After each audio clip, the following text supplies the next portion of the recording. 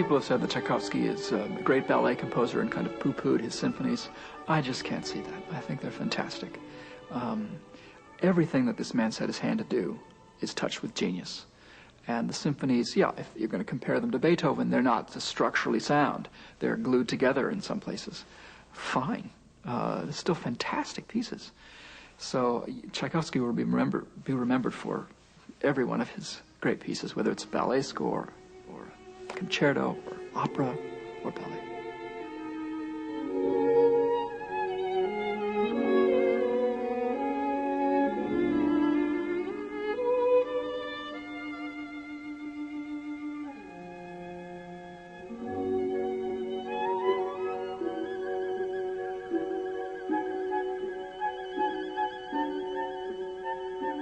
Tchaikovsky is one of the most interesting and enigmatic figures. His music is immensely popular, and it seems to all of its audiences as if it's about emotion.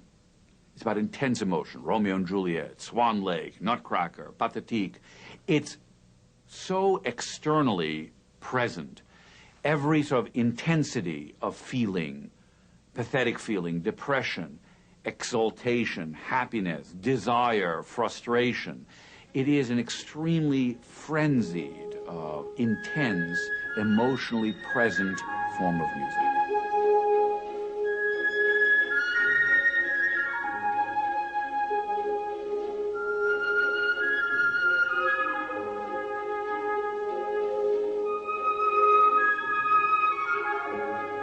Tsar was a fan of ballet, and of course he wanted Tchaikovsky to write for his ballet and supported and sponsored these things. But interestingly enough, Tchaikovsky became famous in America because of his ballets, because of Balanchine and all these great Russian choreographers. They came to America, and of course they picked Tchaikovsky's music and these great ballets immediately. But those ballets are so beloved, and the music is more responsible even than the choreography for their success, that some people don't realize there's a huge body of additional Tchaikovsky. But I don't think by any means the ballets overshadow the symphonies, at least not the fourth, the fifth, and the sixth symphonies. They don't overshadow the B-flat minor piano concerto. There are many Tchaikovsky hits. If you have one of those anthology of masterpieces that the record companies churn out with some regularity, you'll find a lot of Tchaikovsky in it, and it's not just ballet. Tchaikovsky was born on May 7, 1840, in an industrial town in the Ural Mountains of European Russia. He studied piano as a child, but really didn't display any great talent. At the age of 8, he and his family moved to St. Petersburg. When the young Pyotr turned 12, his parents sent him to the School of Jurisprudence. During this time, his beloved mother died, and Tchaikovsky was devastated. At 19, he graduated and became a law clerk in the Ministry of Justice. It appeared he was destined to be one of the thousands of lowly civil servants shunned by ordinary Russians. He came from a modest gentry, but he was sent, for example, to the school for the civil service of the Russian czars, in the School of Jurisprudence in St. Petersburg, and he grew up with all of the futures of intellectual civil servants and aristocrats of the reigning monarchy. So he was, in that sense, privileged, although poor. For an aristocrat, he was relatively poor. He was always in debt, for example, and later in life he needed patronage. He represented the European culture in St. Petersburg, and the tension between the Europeans and the nationalists was exactly the tension between these two cultures in Russia. So he represented something that the Tsar family wanted St. Petersburg to be. They wanted it to be a European capital with a lot of communication, connection to the European culture, and of course European music. And Tchaikovsky wanted to follow that idea, and that was quite unsexy at the time when the nationalists wanted to bring the real Russian culture into St. Petersburg. Tchaikovsky, during his lifetime, was extremely popular in Russia and abroad. His greatest gift was his ability to write flowing, infectious melodies.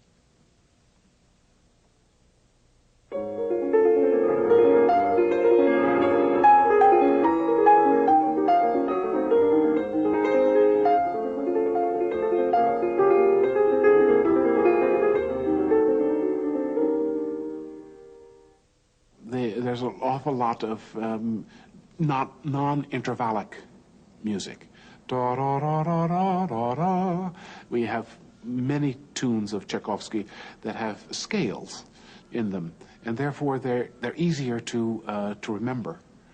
Yeah, with that in mind. So I think it's one of the sort of musicological compositional tricks that Tchaikovsky uses. Makes the music unfold just most naturally, just like on a simple scale. There were very beautiful things happening at the time. Strauss was around. The Austro-Hungarian Empire was going on. These were beautiful, wonderful things. So he wrote according to what he had. Again, what he acquired.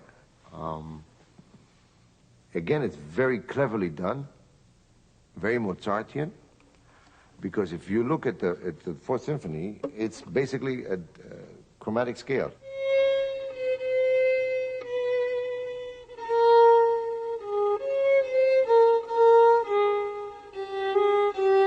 So it's a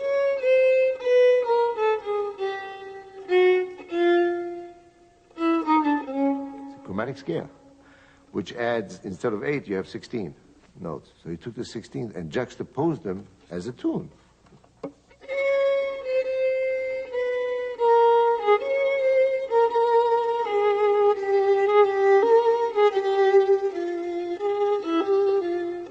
Mozart did that all the time. He was the greatest when it came to chromatic scales.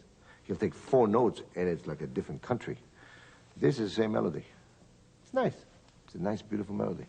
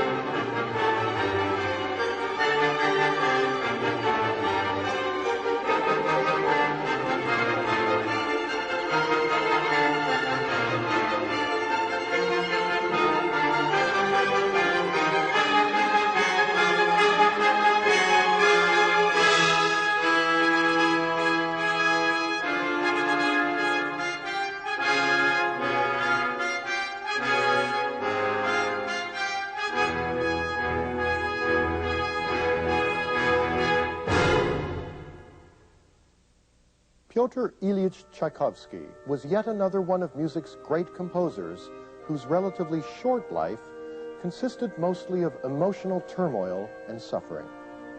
He once wrote, "The notion that one day people will try to probe into the private world of my thoughts and feelings, into everything that I have so carefully hidden throughout my life, is very sad and unpleasant." Nowadays, biographers are fond of talking about the theme of homosexuality in Tchaikovsky. Of course, he lived at a time when that was not only not fashionable, it was criminal. And so he had to lead a kind of double life. And I think that created tensions within him as well. And sometimes it's argued that that, in fact, led to his ultimate suicide. Was it a suicide? All we know for sure was that he died of cholera because he drank water that hadn't been boiled. Now, did he drink the water deliberately, or was it an act of suicide, or was it a mistake? That's the question that I would like to ask Tchaikovsky if I ever had the chance to meet him. Did he really finally reach the stage where he couldn't go on any longer? The reality was that he was, from his early school days, someone who understood that his real sexual desires were toward men. As a result, he lived a kind of closet life. He had a disastrous, very brief episode in marriage in order to appear respectable. And he had through his life the search for a satisfying human relationship which never actually occurred. He was utterly alone. During this darkest of dark periods, Tchaikovsky wrote his most successful opera, Eugene Onegin, and his most mature symphony to date, the Fourth, which he dedicated to his benefactor, Madame von Meck. The luckiest thing that probably ever happened to him was called Madame von Meck, the widow who corresponded with him but didn't want to meet. And so they had this extraordinary correspondence, some of the letters of which included cash. And so she helped him through some difficult times of insecurity. He wrote to his brother constantly, and the letters of Tchaikovsky are one of the most remarkably revelatory series of documents we have in music, that somebody with so much talent, so much genius, one might argue, was filled with so much doubt about his own ability. And you find that very much in the music. There is a kind of yearning melancholy at the root of Tchaikovsky's music that seems to come from his own life experience. And no triumph seemed to last forever for him. It was only the prelude to the next period of depression. And as a result, it's a very characteristic music. You would never confuse Tchaikovsky with Beethoven. Beethoven knew there was going to be a sunny tomorrow. Tchaikovsky knew there wasn't.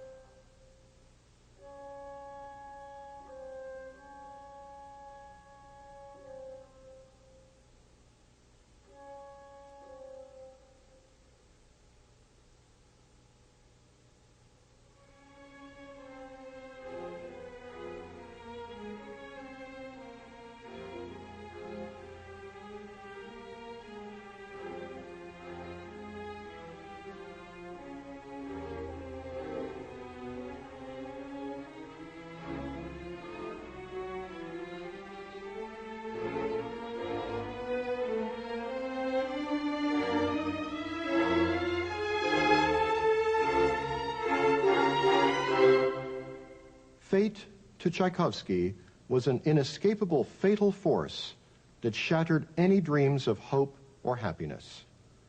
Tchaikovsky's fate is what the Fourth Symphony is all about. He wrote how he felt, which was often deeply depressed.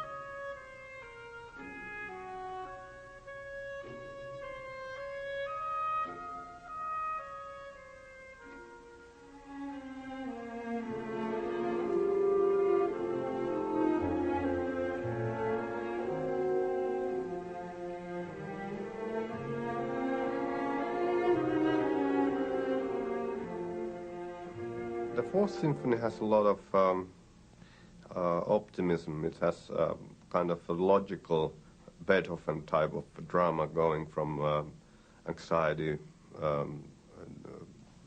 desperation to victorious finale. And I think that symphony certainly has a solution. The movement that seems to stay with us is the pizzicato. movement. In fact, many orchestras use that as an encore, just to show that their enormous string section can play together with this kind of infection. It comes as an enormous surprise when it suddenly hits us, and then that the orchestra can sustain it brilliantly. It always gets an ovation. In fact, that's part of the problem with some of Tchaikovsky's symphonies, that people want to applaud before it's over because it's been such a terrific effect that he's pulled off.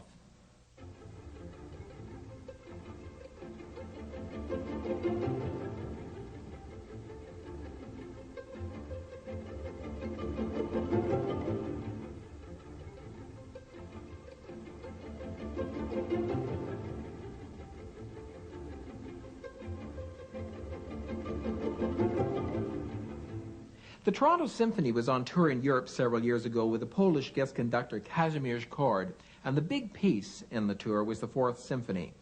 And I noticed, I was traveling along with them, that each concert, the tempi got a little faster in the third leading to the fourth movement. And I asked him, Maestro, what are you trying to do? And he said, I'll get it as fast as Mravinsky and the Leningrad Philharmonic did it yet. And I think what he was after was this sense of triumph at the end, which is not the most characteristic Tchaikovskyan emotion. But he felt that in the Fourth Symphony, he could do it through tempi, and he probably could. With all the brass reinforcement, it's one of the brightest sounding, despite its moments of gloom, of the Tchaikovsky symphonies. And this particular conductor thought that he was going to use it as Tchaikovsky's Beethoven statement.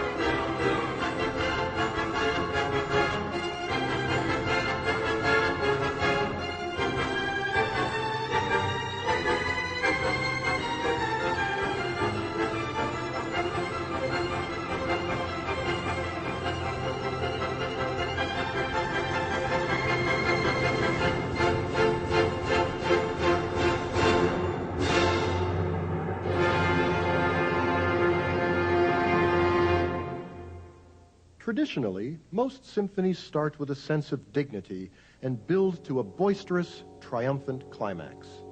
And this is especially true for most of Tchaikovsky's symphonies. But uncharacteristically, Tchaikovsky's Sixth Symphony, the last symphony he composed before his suspicious death, ends in a chilling whimper. It's kind of a farewell to life, and maybe some passions together with a great deal of disappointment. I think that's the mood of the work, and you really feel that he's literally going away at the end of the last movement, and those last steps are there, and we can feel them. You clearly get the message in the Pathétique Symphony, say, of Tchaikovsky, that all is not well here. There's tremendous tragedy and despair and hopelessness that he's really felt, and it comes across, and we feel it in ourselves. You know, when you like a piece of music, you're saying, yes, I felt that way too. Tchaikovsky's death in 1893 at the age of 53 is as tragic as the man himself. Russian biographers claim he died from drinking unboiled water during a cholera epidemic. But recent evidence has brought to light that Tchaikovsky was tried for his sexual behavior by a court of honor made up of his old classmates. They sentenced him to death, and he committed suicide. Whichever way he died, one thing is certain. Music had lost another great genius far too early.